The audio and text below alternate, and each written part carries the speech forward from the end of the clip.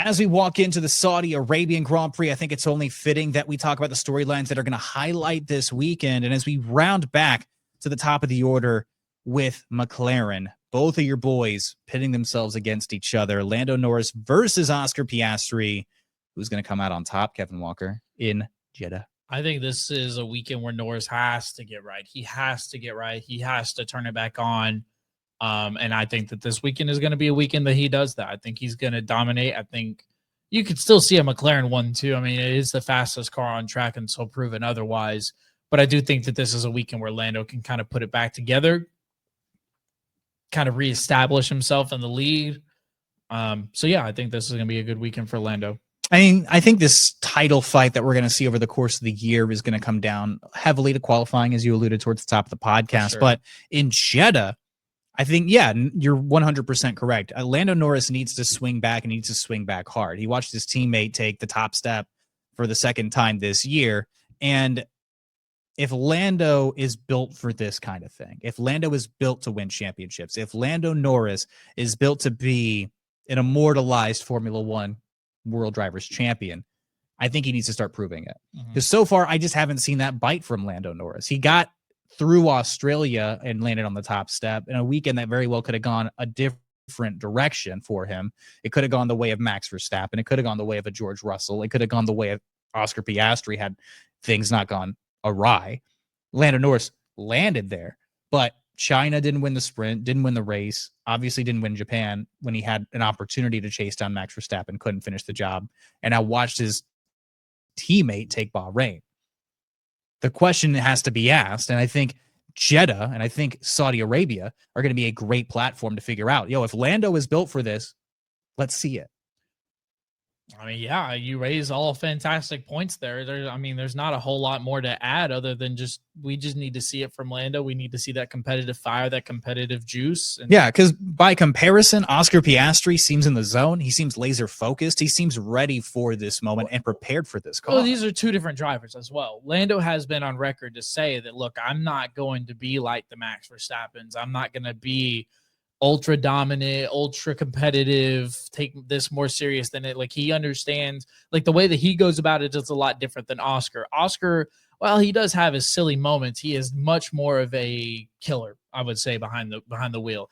And those are the kind of drivers who win championships. But I think that's why people root for Lando, is because he goes about it in a different way, where he's just like, look, this isn't everything. This isn't life. I'm not going to risk my life or others just to win a World Drivers Championship. Look, like whether they win this weekend or not, I think that whichever order they finish in is going to be kind of telling at this point of the season. Like, if Oscar can pull another weekend out in front of Lando Norris, the tide is going to start to kind of turn. I don't necessarily agree with that, because they could just continue to trade punches. They could, not saying that every weekend is going to be a McLaren weekend. And it's not to say that every single weekend Oscar Piastri is going to be hooked up and on top of everything perfectly. But I think over the course of the season so far, we've seen Oscar Piastri be better more consistently. And I think over the course of the full season, if this trend keeps up, it's not going to be as much of a title fight as we're hoping it's going to be. I think it's going to be a title fight. And we'll see. We'll see. But let us know what you think. Look, right now, all I'll say, yeah, please do. Look, right now, Oscar Piastri is my title favorite. I understand that. Yeah. Lando's my guy, though. I know he's your boy. And I will defend him, and I will also criticize him, but he's my boy. Okay. Look, let's move on to another team down the grid, P2, Mercedes. My question for them, very similar to last week, can they capitalize? Jeddah is a high-speed circuit. It is one of the, if not the fastest circuit on the entire Formula One calendar. Only 2 slow-speed corners, and they have looked incredibly quick in high speeds this season. This might be their best chance at taking it to McLaren before their upgrade package at Imola. Your response to that? My response to that is, I don't know if Mercedes is ready quite yet, but I also, and I've kind of been on this early, I don't want to discount Mercedes at all, because just because y'all had and I'm going to say bad weekend, but it really wasn't a bad weekend as much as it was just an untimely result for what happened to the car for George. And I think the strategy, for George, the car issues that he was having. Oh, I see what you meant. Now, as far as the strategy goes, Mercedes is not known to mess up strategies, for lack of better words. They're not known for screwing up strategies, for going with the wrong tire, or putting themselves in a situation where they lose because of something that they decided. If anything, Mercedes is known for swooping in and kind of taking over because other people make mistakes. So if anything, I would say if McLaren find a way to screw themselves, or McLaren find a way where they're not on top of their game, I could definitely see a way where Mercedes, does well, maybe a 2-3, something like that. But ready for the top step, I don't know. We need to see a little bit more from Mercedes, and I think they need a little bit more on the upgrade side. In my opinion, Russell's been on top of his game. He's been incredible so far this season, and there seems to be a lot of confidence coming from the Mercedes pit wall that this could be a really good weekend for them. They felt pretty good about Bahrain, and he ended up netting a P2, his best result so far. I think there's a real chance this weekend that Mercedes take that step, just because the car characteristics, from what I understand and from what we've seen, kind of fit all of the telltales of Jeddah. They fit what this track is built for, which is high speed cornering, and more or less built for overtaking, right? I'm excited to see what happens here. Kimi Antonelli, he's also familiar with this circuit as well. He spent plenty of time here in the lower circuits in Formula 2 last year. He also had a couple of races back and forth, the sprint and the race. Overtaking. So the kid's got balls. I think he can grab a P4 or P5 this weekend. Expectations at a minimum are a podium finish for Mercedes. I think at this level of the season, overall, you would want to expect a P3 at the very least. But for George, at least, this feels like a weekend where they could really up their game and take it to McLaren. Moving on, Red Bull rounding out again. Can Red Bull recover this weekend is my big question. That P7 or P6, P10 finish, Red Bull left Bahrain with a lot more questions than answers.